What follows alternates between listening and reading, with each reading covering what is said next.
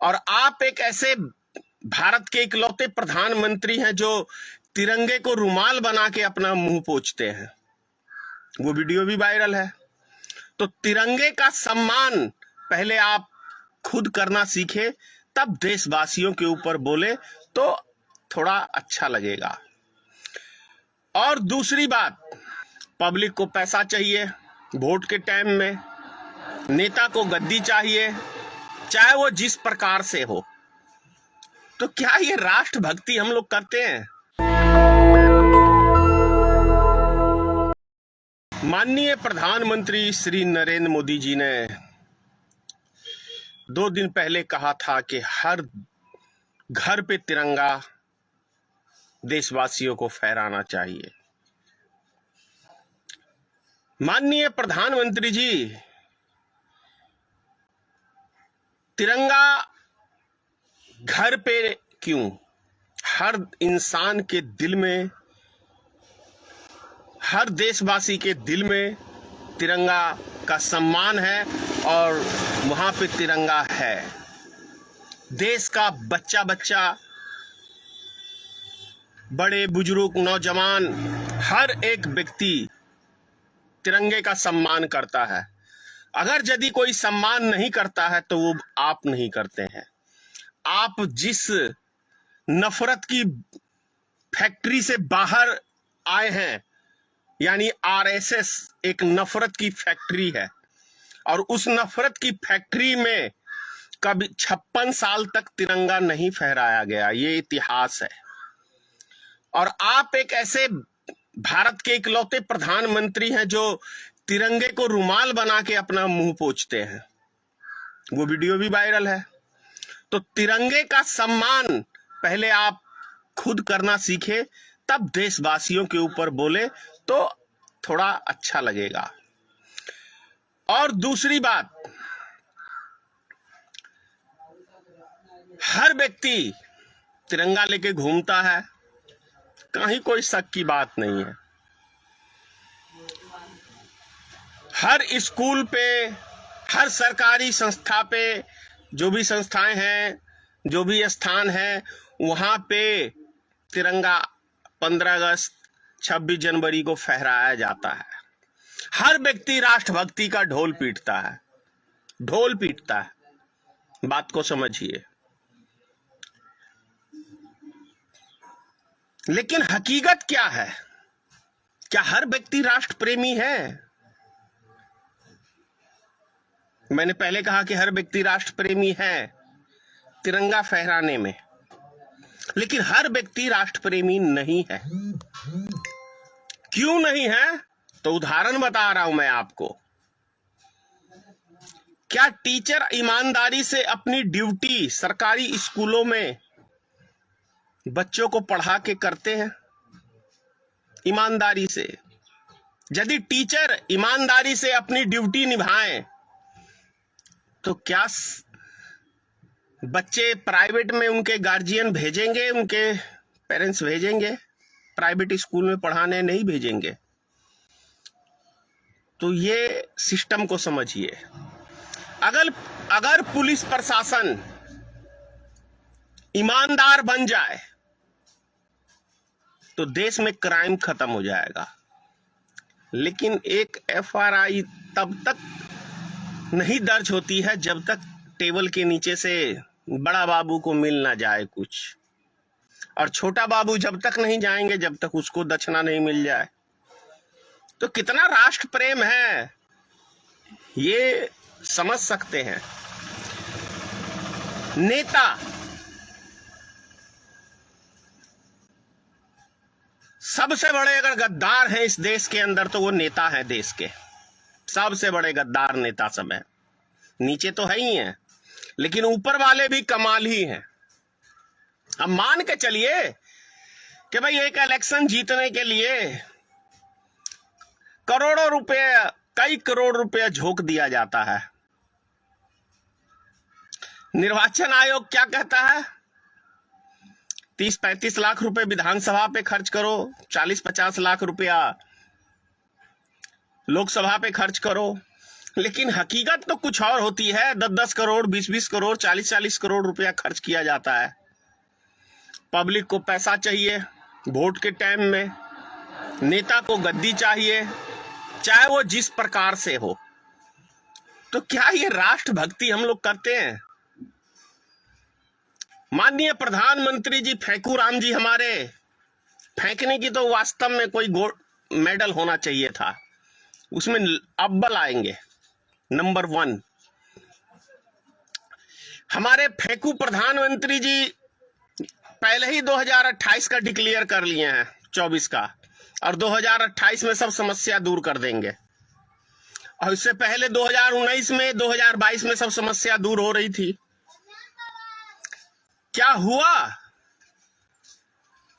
महंगाई की दर देखिए। ये बोलते हैं कांग्रेस ने 70 साल लूट के खाया, 70 साल लूट के खाया। मान लिया भाई, 70 साल लूट के खाया, तो 2014 तक गैस सिलेंडर के दाम 410 रुपए थे। आज कितना है? सिर्फ 10 साल में 1250 रुपए, 1250 रुपए यहां हम लोग को बिहार में मिलता है। तो सोचिए कि जहां 70 साल लगे 410 रुपए होने में, वहां सिर्फ 10 साल लगे 1250 होने में। यानी कितने गुना महंगाई बढ़ी। मोदी जी कहते थे कि मैं अपने माता बहनों को धुएं में खाना नहीं पकाने दूंगा, हर महिला को सम्मान दूंगा उजाला योजना के तहत। भाई सिलेंडर तो आपने मुफ्त में दे दिया, गैस चूल्हा भी दे दिया, लेकिन गैस के दाम कितने कर दिए हैं।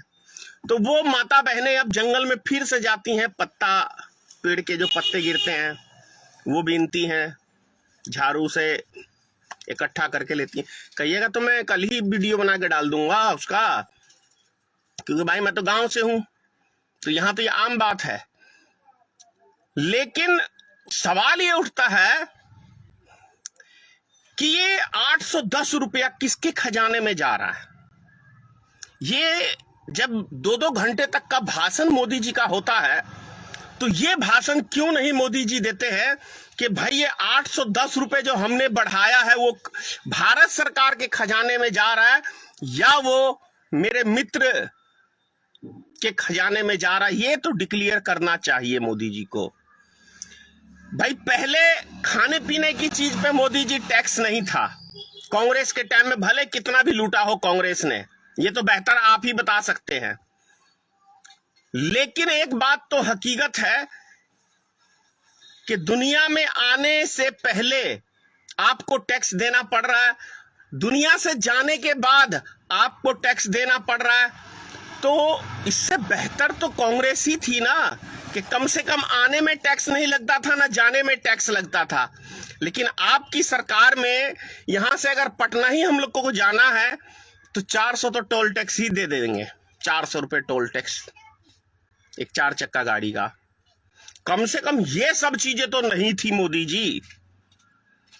मतलब महंगाई कब बढ़ती है? जब देश में भ्रष्टाचार की जड़ें मजबूत होती हैं मोदी जी, इतना तो मैं भी जानता हूं। ना जानती है तो हमारे देश की भोली भाली पब्लिक नहीं जानती है। वो तो इतना जानती है कि हमारे फेंकू प्रधानमंत्री जी ने बोला है तो अच्छा ही बोला होगा, क्योंकि बीमारी जो आपने लगा दी 2 समुदायों के बीच में टेंशन, अब ये बीमारी से उभरना ही नहीं चाह रहे जनता। क्योंकि आपने खासतौर से वो जो नौजवान बेरोजगार के हाथ में जो लाठी डंडा आपने दे दिया है। आज मैं देख रहा था एक वीडियो कि गाड़ी जा रही है स्कॉर्पियो बोलेरो, उस पे कांग्रेस का झंडा था, तो वहां पे 10-20 लठैत उसका झंडा उखाड़ रहे थे। अब किस जगह का सीन था मैं नहीं जानता हूं, लेकिन ऐसा देखने को मिला। तो मोदी जी, आप माता बहनों की बात करते हैं, मणिपुर में क्या हो रहा है? अभी तो कांग्रेस का शासन नहीं है। मैं मान लेता हूं कि नेहरू ने क्या किया नहीं किया वो सब बात ठीक है, लेकिन नेहरू जी को स्वर्गवास हुए 60 साल से ऊपर हो गए हैं और 10 साल से आप सत्ता का मलाई खा रहे हैं सिर्फ नेहरू जी को गाली दे दे के। तो क्या नेहरू जी को गाली देने से ही आपकी समस्याएं देश की खत्म हो जाएंगी? अरे भाई, अगर कांग्रेस ने देश को विकास की ओर नहीं ले गया होता तो आज जो अडानी के और मुकेश अंबानी को जितना आप देश की हर संपत्ति गिफ्ट में दान दे रहे हैं ना, ये कहां से देते मोदी जी? वैसे हमारे देहात में एक कहावत है कि आवारा जितने भी नालायक बच्चे होते हैं ना, वो हमेशा माँ बाप को गाली देते हैं, क्योंकि उनके बस का कुछ करना नहीं होता है। तो इसलिए वो अपने माँ बाप को ही कोसते रहते हैं कि मेरे बाप ने क्या किया, मेरे बाप ने क्या किया, मेरे बाप ने क्या किया। उसी तरह से आप अपने बाप को कोसते रहते हैं कि नेहरू ने क्या किया, नेहरू ने क्या किया, कांग्रेस ने क्या किया। ये निकम्मेपन की पहचान है। जिसके बस का कुछ नहीं होता वो धर्म की राजनीति करता है, जैसे आपकी पार्टी करती है धर्म की राजनीति। ये निकम्मे पार्टी की एक पहचान है, निकम्मे नेता की एक पहचान है। मनमोहन सिंह जी 10 साल सत्ता में थे, जिसको आप लोग ने कभी खूब प्रचार किया कि ये तो बोलते ही नहीं है, ये बोलते ही नहीं है। लेकिन देश की जनता ने ऐसा चुन लिया है कि कभी ये रुकता ही नहीं है, कभी ये रुकता ही नहीं है बोलने से। बस माइक मिल जाए तो लगे हैं 2 घंटे तक फालतू की, नेहरू ने ये किया, नेहरू ने वो किया, कांग्रेस ने ये किया, वो किया। अरे भाई, तुमने 10 साल में क्या किया? मणिपुर नहीं संभल रहा है, मणिपुर 3 महीने से जल रहा है। पूरी दुनिया ने नरेंद्र मोदी की आलोचना की है, पूरी दुनिया ने। लेकिन हमारे देश की गोदी मीडिया, आतंकवादी मीडिया, बिकाऊ मीडिया, भड़ुआ मीडिया, कमीना मीडिया, कुत्ता मीडिया, ये सब नामों से मैं संबोधित करता हूं अभी की मीडिया को। इनसे अच्छे बेश्याएं भी ईमानदारी से काम करती है, लेकिन ये मीडिया वाले पूरे देश को गुमराह करने में लगे हुए हैं। 2 रुपए में अगर ये तो अपनी लुगाई को भी आगे कर देंगे। ऐसे क्या भरोसा ऐसे व्यक्तियों का? जो व्यक्ति सच्ची ईमानदारी पत्रकारिता की कसमें खाता है और हर नेता, हर सरकारी महकमा का कर्मचारी एक संविधान की शपथ खाता है, शपथ लेता है, उसके बाद वो अपना ईमानदारी से काम नहीं करता, तो देशद्रोही कौन है? आप खुद फैसला करें। क्या वो कर्मचारी देशद्रोही नहीं है जो इस देश में रिश्वतखोरी खाते हैं? क्या वो नेता देशद्रोही नहीं है जो 2 समुदाय के बीच में लड़ाने का काम करते हैं? क्या वो नेता आतंकवादी नहीं है जो 2 समुदाय के बीच में अपने देश को बर्बाद करके सिर्फ एक गद्दी के लिए? तो वो उससे बड़े आतंकवादी कौन हो सकते हैं? आतंकवादी, अरे असली आतंकवादी तो आप हो, जो 2 समुदाय के बीच में देश को टेंशन में, आग की भट्टी में झोंक रहे हो। यही ना आतंकवादी का भाषा होता है। और क्या होता है? मारना, काटना। तो वही काम तो भारतीय जनता पार्टी भी देश में कर रही है, तो वो आतंकवादी पार्टी है ना। हमारे देश का प्रधानमंत्री उसको सहयोग करता है, हमारे देश का गृह मंत्री उसको सहयोग करता है, तो ये दोनों असली आतंकवादी हुए ना। अगर यदि 3-3 महीने तक मणिपुर जल रहा है और उसके ऊपर गृह मंत्री के मुख से एक शब्द नहीं निकल रहा, प्रधानमंत्री के मुंह से एक शब्द नहीं निकल रहा, तो ये आतंकवादी है ना। किसे कहते हैं आतंकवादी? बताइए। समझिए, राष्ट्र प्रेम, राष्ट्र प्रेम, राष्ट्र प्रेम सिर्फ बोलने से नहीं होता है। कितने भ्रष्टाचारियों को आज तक मोदी ने अंदर किया है? एक का नाम कोई बताएगा? सिर्फ विपक्षी पार्टियों के यहां छापे पड़े हैं।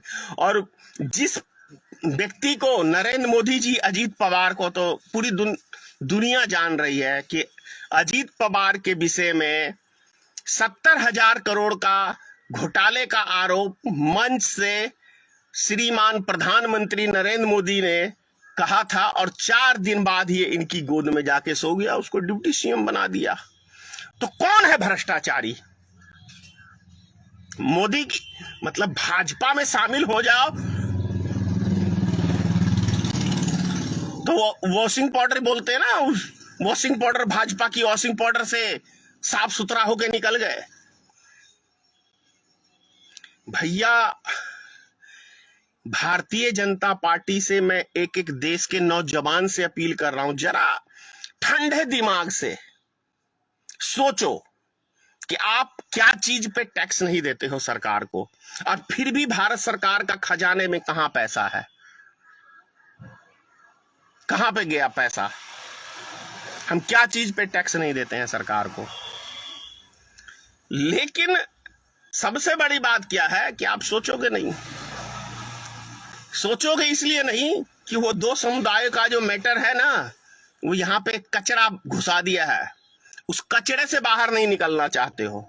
और यही कचरा जर्मनी में हिटलर ने वहां के देशवासियों के, नौजवानों के दिलों में भर दिया था। रिजल्ट क्या मिला? विश्व युद्ध। तो ये जहां भी जाति धर्म की बीमारी कोई भी नेता हो, चाहे वो भाजपा हो, कांग्रेस हो, आरजेडी हो, तमाम सारी बातें कह रहा हूं मैं, कि मैं किसी एक पे नहीं कह रहा ये मैटर।